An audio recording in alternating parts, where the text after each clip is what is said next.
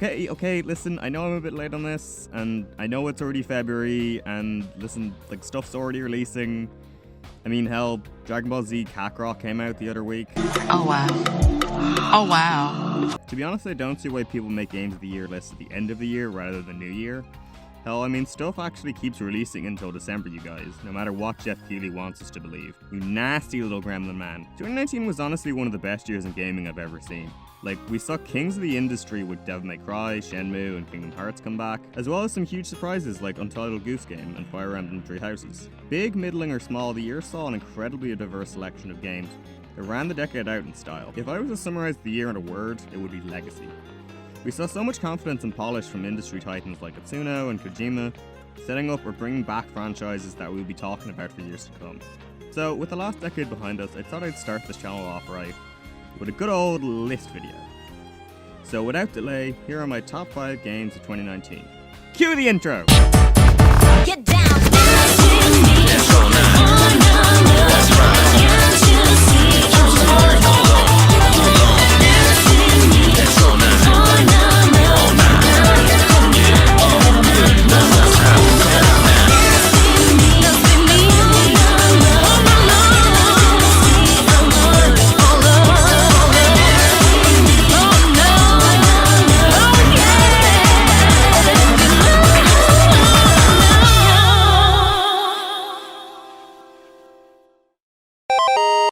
Okay, so Travis Strikes Again wasn't the best game that released this year. Hell, it probably shouldn't even be on this list, but for the life of me I can't stop thinking about it. My history with Suda51 is what I'd call streamlined at best, as while No More Heroes was a consistent feature in my teen years, I haven't really played any of his other work, except like a few hours of Killer 7, and I guess Let It Die. Remember that? So when a new No More Heroes title was announced, like the rest of the fanbase, I was pretty excited. Little did we know that Suda is using this title to simultaneously provide commentary on his entire career / the entire video game industry, as well as establish a very direct Sudaverse to all of his previous titles.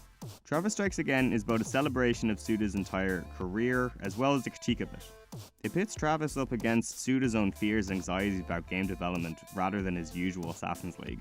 The game is absolutely dripping with Suda's distinct style, featuring his usual dry wit juxtaposed wacky bullshit.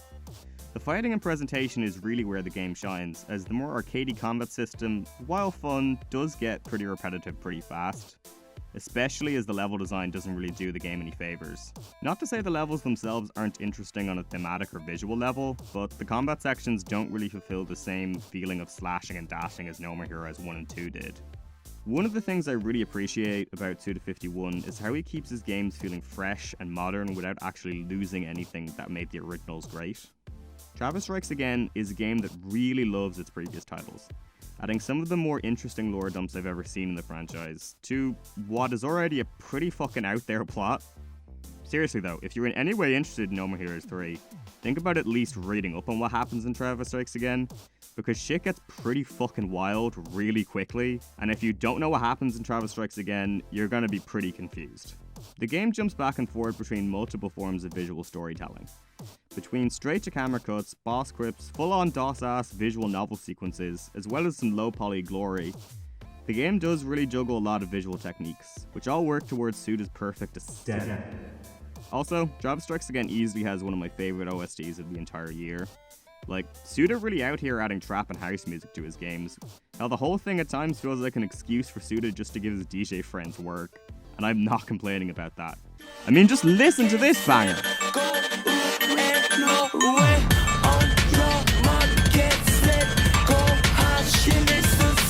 Janky, ambitious, and above all, stylish. Travis Strikes Again may not be one of the best games of 2019, but it really did leave a mark on me. Suda has somehow made Travis the main character of a large interlocking narrative of obscure visual novels, character action titles, and audio dramas, resulting in Travis Strikes Again becoming a lot more vital to the much anticipated No More Heroes 3 than a lot of people are thinking. I would hope people at least give Travis Strikes Again a chance before 3 comes out, because there's a lot of cool shit hiding behind what admittedly does look like a pretty janky lower budget title. But it is pretty janky in the gameplay sections, and it's pretty clear that this is a lower budget title for Grasshopper. I'd have a hard time picking any other game this year that had such a sense of style, and if you know me, that's a really vital part of what makes a video game interesting.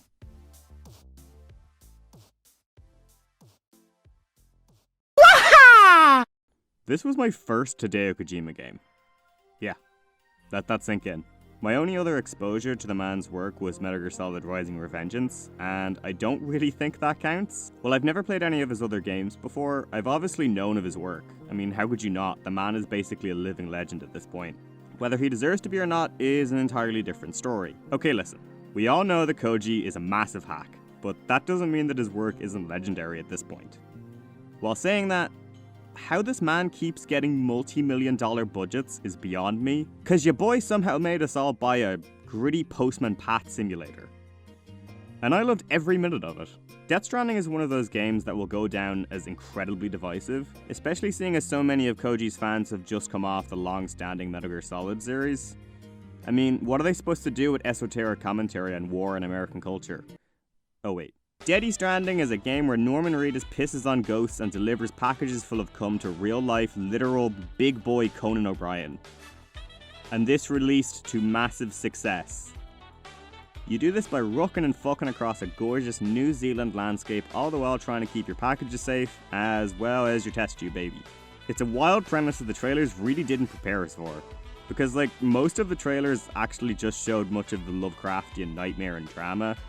The most interesting part of DS, for me anyway, was actually the moment-to-moment gameplay of rucking across America.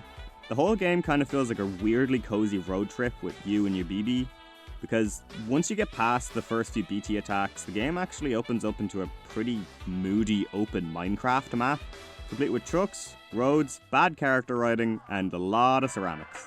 The gameplay loop of establishing settlers into the chiral network is by far the game's greatest strength. Allowing you to build up your version of America, or even help out others with likes and resources, really does feel incredible. Walking into a newly cleared area and seeing a series of roads and bikes for the taking never didn't feel good. Just wish the actual settlers themselves were as interesting as the main cast, because I kind of lost interest in delivering post-chiral hookup. Speaking of the main cast though, I love these idiots. The cast really does have a lot of potential, and while they don't all work, there are some incredible standout performances. Hartman in particular is fucking great. Like, who wouldn't want to spend the post-apocalypse in this dude's house? Just look at all of Hartman's movies. The whole gang plays off each other really well, and especially towards the end, they kind of make up this ragtag group of people just trying to get by, unified by their connections and idiosyncrasies, but torn away by just how abjectly bad Kojima is at writing. Because don't get it twisted, folks, Death Stranding is not some kind of thoughtful commentary on society. It's fucking schlock. And it's all the more entertaining for it. Death Stranding is a game that beats by the sound of its own drum. Not a single note or pointer was taken to be in any way more palatable towards mainstream audiences. We got tonal whiplash, mechanical depth added to walking, and a narrative that I still can't decide was a masterpiece or a train wreck. Death Stranding is easily the most interesting game I played in 2019.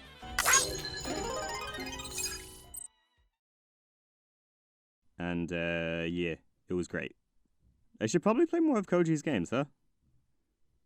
You know, I don't think I ever expected to see a Fire Emblem title on my Game of the Year list, but damn, this game really came out of nowhere, didn't it? Fire Emblem always seemed perfectly fine, like, you see it in Smash and it's like, oh yeah, Crom, yeah.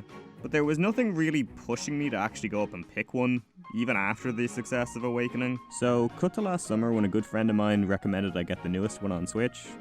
Well, I say recommend, it went a little bit more like this. Why are you running? Why are you running? And boy am I glad that I listened to him. Fire Emblem Three Houses scratched the Persona itch I didn't even know I missed after completing P5. Like, this whole game is a gem, man. It juggles both visual novel and tactical RPG with such a sense of confidence that only a series this established could get away with, and still finding new ways to keep the franchise up to date. Splitting up the already pretty huge cast into 3 separate houses full of adorable anime babies to choose from was a really good choice. It adds a lot more variety to every playthrough and really allows each house to feel completely different. Essentially creating 5 completely different campaigns that all intersect and change depending on which you pick first. I picked the Golden Deers first, obviously. I've died every day waiting for you. And what at first seemed like a pretty generic cast of tropey anime characters soon evolved into some of my favourite characters of all time. With such a huge cast, it's wild how Nintendo are actually able to keep each one of them fresh and unique.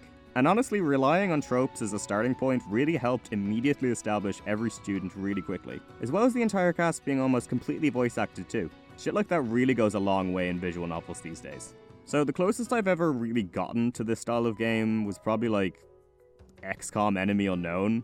So I'm not going to pretend I have any idea what I'm doing when it comes to the tactical RPG combat, but it all came across pretty fun and easy to pick up. What you'd expect is all there really, character classes, leveling, different terrain to cover up, etc, etc.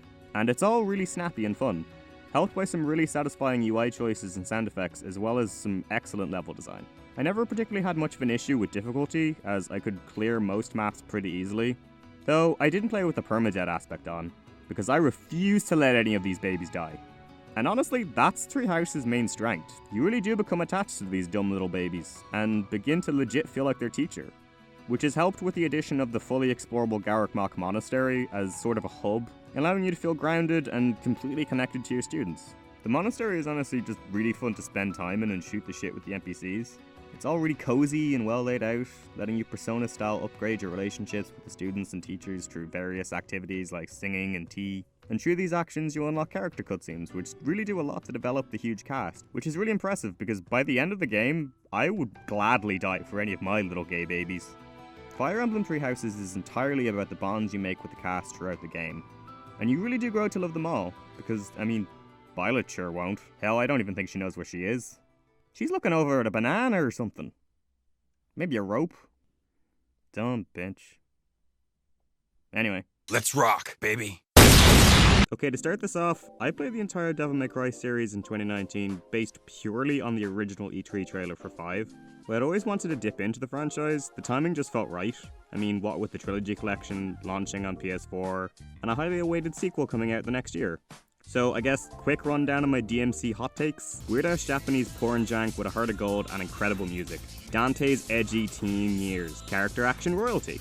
The black sheep of the franchise, and honestly I have a soft spot for it. Me and two of my best friends tried playing this once at 4 AM in a drunken blackout, and I think it nearly broke us. And that brings us up to Devil May Cry 5. More than a decade in the making, and we finally have a true sequel to Devil May Cry 4, carrying the legacy of a franchise that revolutionized the character action genre entirely, while paying tribute to both its past and paving a fresh new road for the future of the genre as well as the series. Devil May Cry 5 was a game that had so much to live up to, both as a video game, but also as a promise from director Hideki Itsuno, stating that the game will exceed fans' expectations. And boy was he right. Devil May Cry 5 is one of the most confident, polished, and near-perfect returns to a beloved franchise I have ever seen. While I'm new to the franchise, and I don't fully grasp how long people were actually made wait for the game, I can say with confidence that DMC5 delivered everything it set out to do, and then some. The game is brimming with so many new ideas that build upon the original formula, like the implementation of the Revengeance musical grading system, which gives the player a real sense of power as they style the shit out of enemies alongside incredible tracks like Devil Trigger and Crimson Cloud, two songs that bring some of the best energy to a video game I've seen in a long time. The music, man, oh god, the music in this game is so perfect and so cheesy and complements the original vibe of DMC so well, alongside bringing it up to date. Gameplay-wise, character action has never felt this smooth. The game has some of the most impressive level of freedom of movement and choice to give into a single character I've ever seen, let alone 3 characters split alongside a pretty lengthy story campaign. There was serious thought put into how Nero, Dante, and V would complement each other in regards to their gameplay. Nero returns with devil arms that essentially now function as disposable style switches, Dante plays like an absolute dream with a batshit new arsenal of weapons, and V presents almost a deconstructed idea of what character action gameplay is, relying on setting up traps and attacks from a distance, almost kinda like a MOBA, just with sassy summons. The 3 heroes feel completely different in regards to their movesets, which complements their personalities perfectly, meaning I never really had a favourite among the 3. While saying that, the real surprise of the show was V, who really does raise some intriguing questions about the franchise that I won't spoil here, but boy does this game go there in regards to the franchise's story. In my opinion, DMC doesn't really get enough credit for its character development, but Devil May Cry 5 really does hit it out of the park with delivering an incredible ending to the Sons of Sparta saga, though almost to a fault at times, to be honest. The one big issue I actually have with the game is that some of the extra characters are sidelined for Dante and Nero's story. Characters like Lady and Trish are especially fucked over, being turned into overly sexual damsels, which is really odd, seeing how in the previous titles they were some of the most badass characters going. While it's not a complete deal breaker, it's still a black mark on what I would otherwise describe as a perfect character action game. Hope that Ladies Night DLC is true. Come on, Itsuno. At the end of the day, Devil May Cry 5 is still an excellent ending to the franchise's many long-running themes, as well as one of the most impressive and over-the-top action titles I've ever played. Itsuno really did deliver his promise. DMC is indeed back, and even if it doesn't return, I'll be pretty happy. None of this makes sense to me.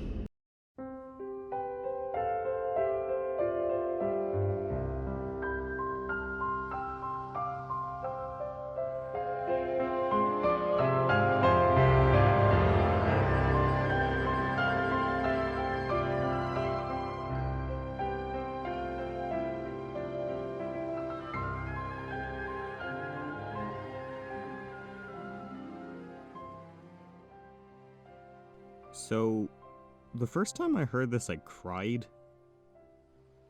And then multiple other times. God, what can I even say about Kingdom Hearts 3 at this point? It's been such a long time coming for the franchise. I mean, not like we didn't have plenty of other mainline entries over the past few years, but the number titles kind of carry a certain gravity with them. Like, we only get these every decade, so they better deliver. And boy did Square Enix deliver this time around. Kingdom Hearts 3 is my favourite game of 2019, not because it's the best thing I played all year, but because it was the only game that truly made me feel like a kid again. So, story time? I remember being at a house party in my local neighbourhood shortly after Kingdom Hearts 3 had released. I ended up leaving the party pretty early because, hey, shocker, the party sucked, but also because I legit missed spending time with Sora, Donald, and Goofy. Call that sad, sure, but these doofuses have been with me during the best and worst times of my late childhood to teen years, so they've always kind of acted like a comforting veil for all the stressful stuff going on in my life. Sure, is Kingdom Hearts as a franchise actually good? Debatable, really, but there's a sense of joy and childlike wonder you rarely ever see in such long-standing franchises that still go today. Partly because the games have jumped the shark so long ago that the plot doesn't really even matter anymore. Because you kind of love it, despite it all. It's all about these stupid, brain-dead anime babies and their never-ending soap opera bullshit.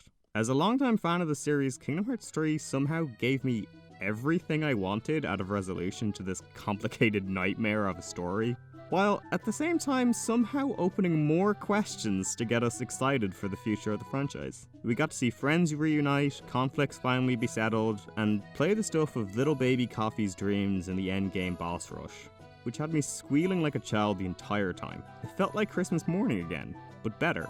More satisfying, because I had put in the work for a decade at this point. On a mechanical level, I can understand why fans of the franchise were a bit disappointed. There isn't really much depth this time around, other than changing and mixing forms in order to launch a constant QTE barrage of damage. Even some of the most fearsome bosses we've been fighting for over a decade pose very little threat this time around, due to a pretty overall floaty and overpowered sense of action, but to be honest, that isn't what I really come to Kingdom Hearts for. Challenge has never really been a big factor for me when it comes to the franchise. I've always treated Kingdom Hearts combat similar to like how a child imagines their toys look like when they're being played with, smacking together plastic toys of edgy heroes and Disney characters alike, but in their mind on a much more impressive and glitzy scale. It's pure wish fulfillment bullshit, and it's never looked so pretty. Loads of impressive explosions, summons, and forms are all back and raring to go, as the soundtrack belts out bop after bop while Sora and his friends destroy darkness with Disney rides. It's incredible and has a way bigger sense of scale this time around, really showing a massive improvement in terms of the freedom of movement, complete with flow motion and wall running returning, feeling better than ever. The combat system this time around feels a lot more like a celebration of the franchise's many system and ideas all melded together, be it not very in-depth due to just how much choice you have, as well as a dumbed down enemy UI and damage output.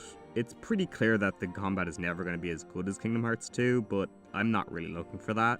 I mean, hey, I couldn't really be let down by the combat when the bosses and worlds are crafted with so much care and detail, complete with a lot more character banter while you're traversing through the worlds, and remixes of nostalgic themes from the series past.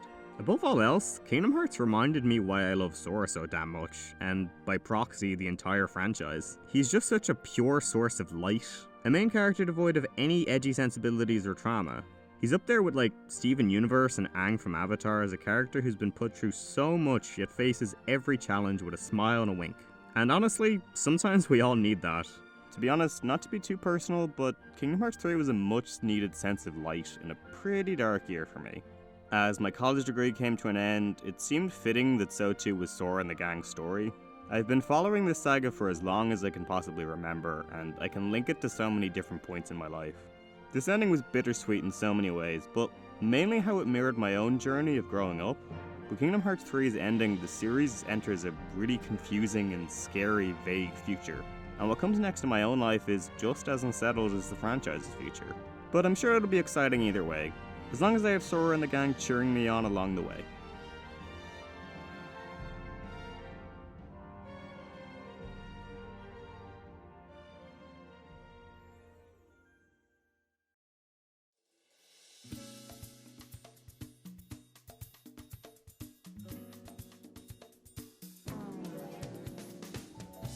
Hey, thanks for watching my video. It means a lot. If you want to subscribe and all that nonsense, that'd be really appreciated. What did you guys think of the games of 2019?